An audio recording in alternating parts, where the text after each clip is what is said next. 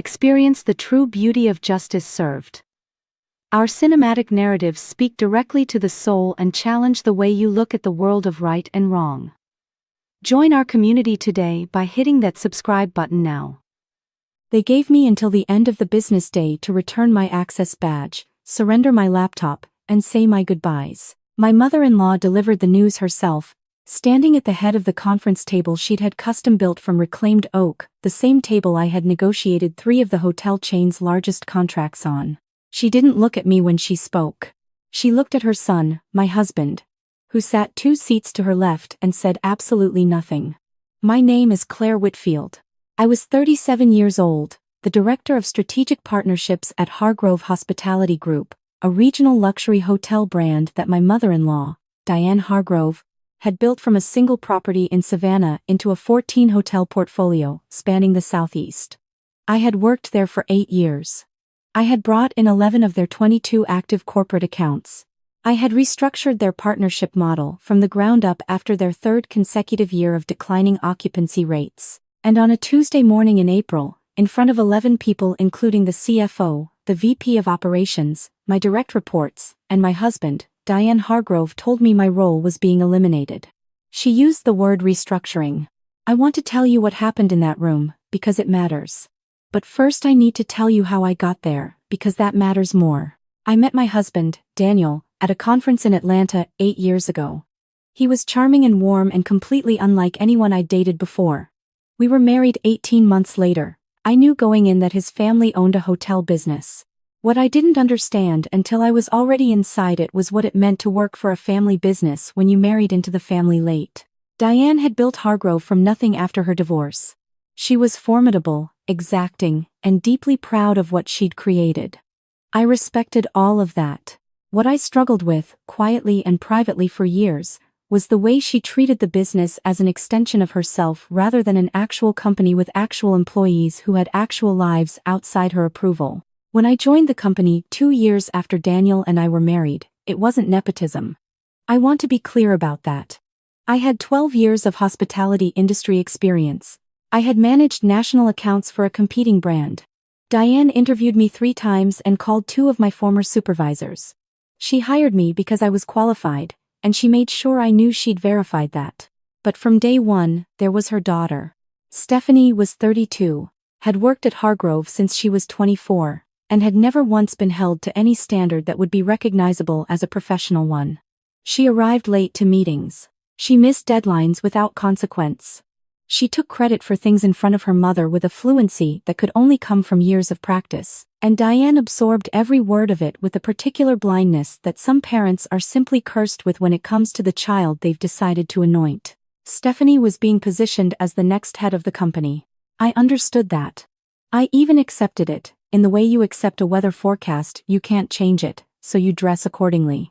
What I did not accept, and what I would not accept, was the way she started inserting herself into my accounts. It began subtly. She would attend my client meetings and introduce herself as overseeing strategic development. She would follow up directly with clients after meetings I had run without copying me on the email. She would mention in Diane's presence that a certain account had come in while we were working on the proposal together when she had, in fact, been in Tampa at a spa for the long weekend and had contributed 0 words to any proposal. I documented everything. I want you to know that. I kept records not because I was planning anything, but because I had worked in corporate environments long enough to understand that paper trails are how people who lack the protection of a last name survive. I had folders on my personal drive organized by date and client. I had saved email threads. I had screenshots of original drafts with timestamps. I was not naive. But I was still blindsided. The morning it happened, I was at my desk at 7:15. I had a call with our largest account, a corporate travel manager for a regional medical network that had been with us for 3 years, at 8:30. I was reviewing their renewal terms when Daniel texted me. "Mom wants to meet with you at 9. Conference room B." I texted back asking if everything was okay. He sent a thumbs up emoji. I should have recognized what that was. In 8 years of marriage, Daniel had never once sent me a thumbs up emoji when everything was actually okay. I walked into conference room B at 9 o'clock and found 11 people seated around that oak table. That was the first sign. A routine meeting does not require 11 people. The CFO was there. Our general counsel, whose name was Robert, was seated at the far end in a way that suggested he had been told to sit far away from Diane. My two direct reports, Marcy and Josh, were seated near the door with the specific posture of people who had been told something they wished they hadn't been told. Stephanie was seated immediately to Diane's right, with a legal pad in front of her and a pen she wasn't using. Daniel was seated halfway down the table. He looked at the wall. Diane was already standing when I walked in. She said, "Claire, thank you for coming in. We're making some structural changes to the partnerships division, and unfortunately, your position is one that will be eliminating effective today." I stood at the doorway for a moment. I am not someone who loses composure easily.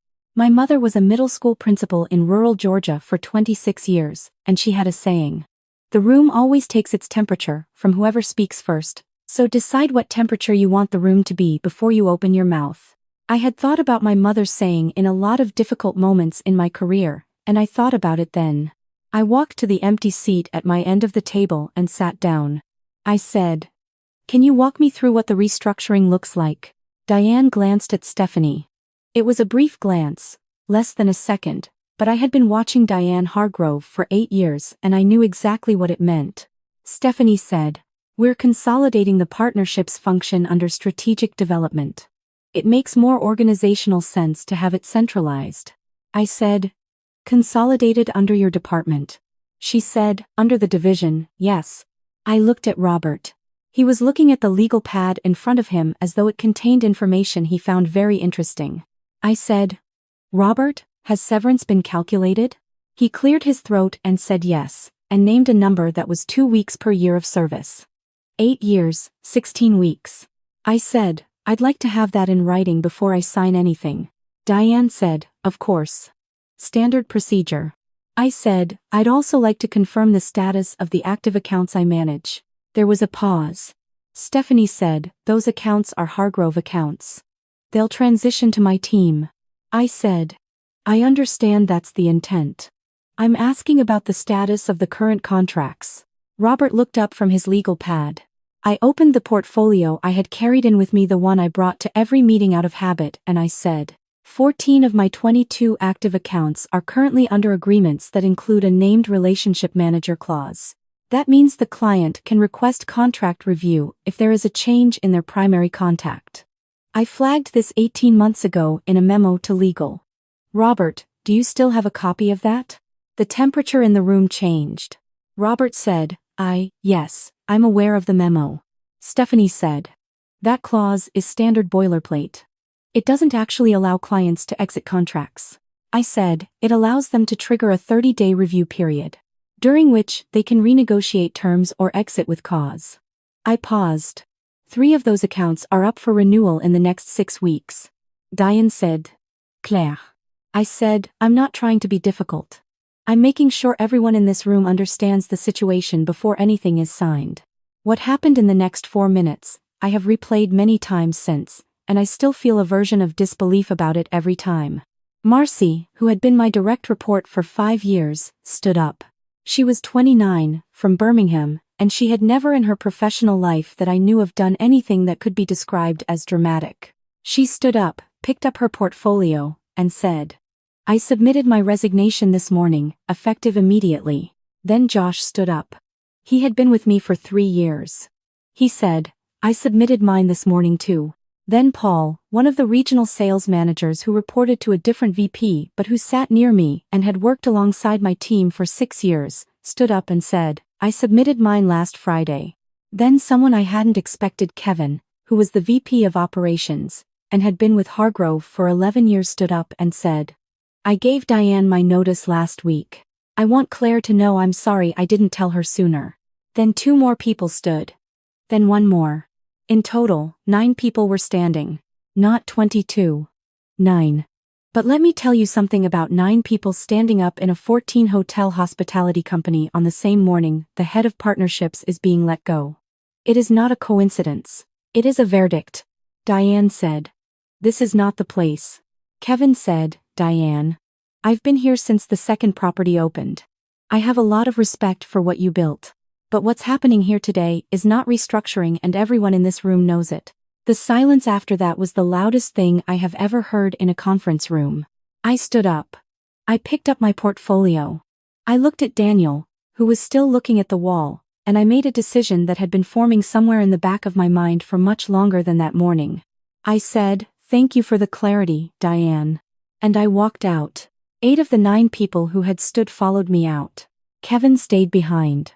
I learned later that he had stayed specifically to make sure the conversation about what had just happened was documented and witnessed. He sent me a copy of his own notes from that morning 3 weeks later. The next 6 weeks were the most clarifying of my professional life. I had not planned to start a company. I want to be honest about that. I had planned, when I left that morning, to take 2 weeks, talk to a lawyer, and figure out my options. What I had not accounted for was the phones. The calls started within 48 hours. The first was from Marcus Chen, the corporate travel director at the medical network I had been about to renew with. He said he had heard about the change at Hargrove, he was concerned about continuity, and he wanted to know if I would be available for a conversation. I said I was available. He said, "Good. Because we have 12 properties in our network and we've been unhappy with our current vendor for 2 of them for about a year. I was waiting until our Hargrove renewal to have a broader conversation." I said, "What kind of conversation?" He said, "About whether there's a version of this where we're working with you directly rather than with a brand." I called Marcy after that call ended. I called Josh. I called the others. I said, "I don't know what this is yet, but I want to know if you'd be willing to find out with me." Every single one of them said yes. My lawyer, a woman named Patricia, who I'd used for employment matters for years, reviewed the named relationship manager clauses and confirmed what I already knew. 11 of my 14 accounts could trigger contract review. She also reviewed my employment agreement and pointed out something I had honestly forgotten, a clause that said any client relationships I had developed prior to joining Hargrove reverted to my own professional capacity upon termination. 3 of my 22 accounts had been relationships I'd brought with me from my previous job. I called those 3 clients first. All 3 asked to set up meetings. I registered Whitfield Group LLC, 6 weeks after the morning in Conference Room B. Marcy was our first employee. Josh was our second. Paul joined part-time for the first 3 months while finishing out a project and then came on full-time. By the end of month 4, we had 9 accounts under contract. By the end of month 8, we had 14. Hargrove lost 7 of their accounts in the transition period. I did not solicit them. Every single one of those clients reached out to me first, cited the relationship manager clause, triggered their review period, and made their own decisions. Stephanie called me once, about 2 months in. I didn't answer. She left a voicemail saying she wanted to talk about a potential collaboration. I didn't call back. Diane called me once. It was a Sunday evening in late summer, and I was sitting on my back porch watching my dog chase something in the yard. I looked at her name on my screen for 4 rings and then I let it go to voicemail. She left a message that was about 40 seconds long. She said she wanted to have lunch. She said she hoped there were no hard feelings.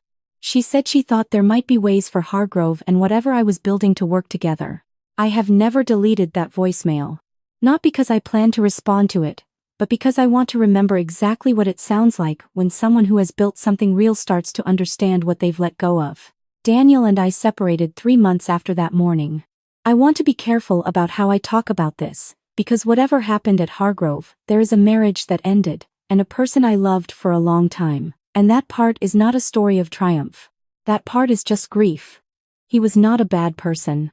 He was a person who had been raised inside a structure that made certain choices easier than they should have been, and when the moment came where he had to choose between the structure and the person sitting 2 seats to his left, he chose the structure. I don't know if I would have chosen differently in his position. I've stopped trying to answer that question. What I know is this. The morning I walked out of Conference Room B, I weighed 91 pounds of invisible debt I hadn't fully realized I was carrying. Every small accommodation I had made to keep the peace at family dinners. Every time I had let a credit slip to Stephanie because the correction wasn't worth the aftermath. Every meeting where I had softened my own expertise to avoid making Diane feel like I was overreaching. The weight of all of it I didn't notice until the moment I set it down, and then the absence of it was so physical it was almost dizzying. My grandmother had a saying too. She was from a small town in South Carolina, and she used to say, The thing about dignity is that no one can give it to you, and no one can take it from you either. You just have to decide you have it. I decided in that conference room. 8 years in, at 37 years old, standing at the end of a custom oak table my mother-in-law had commissioned to remind every person who sat at it whose name was on the building. I decided. There is a moment in every situation like this where the people who underestimated you realize what they've done. I am not going to pretend I didn't want to be in the room for that moment, because I did. I'm human. But what I've learned is that the moment itself is less satisfying than you imagine, and the reason is that by the time it arrives, you've already moved so far past that room that it barely matters anymore. Marcus's network signed a 2-year contract with Whitfield Group in month 5. The value of that contract was more than I had earned in my last 3 years at Hargrove combined. I tell you that not to gloat. I tell you because for years I had internalized a version of my own value that was defined by the ceiling of someone else's willingness to acknowledge it. I believed, somewhere underneath all of my documentation and my memos and my careful professionalism, that if Diane Hargrove didn't see my worth, then maybe the market wouldn't either. That is what years inside a closed system does to you. It makes you mistake the room's temperature for the temperature outside. It is not the same temperature outside. Marcy is now our VP of Client Relations. Josh leads business development. Paul manages our Eastern region. We have 17 full-time employees. Our retention rate for clients is 94% over 3 years. Last fall, a trade publication that covers the Southeast hospitality industry ran a profile on Whitfield Group. The writer called it the most quietly disruptive consultancy in the regional hospitality space. She asked me what the secret was. I told her the truth, which is that there is no secret. The secret is that when you stop managing other people's comfort with your own competence, you discover how much energy you had been spending on that management, and then you have all of that energy back. She asked if I had any advice for people still in situations like the one I had been in. I said, keep your files organized, know your contracts, and pay attention to how the people who hold power in your organization talk about people when those people aren't in the room. Because the way they talk about others is exactly how they will talk about you when you're the one who isn't there. I was given until the end of the business day to return my badge and surrender my laptop. I handed them both in by 11:15 a.m., because there is something to be said for leaving on your own schedule.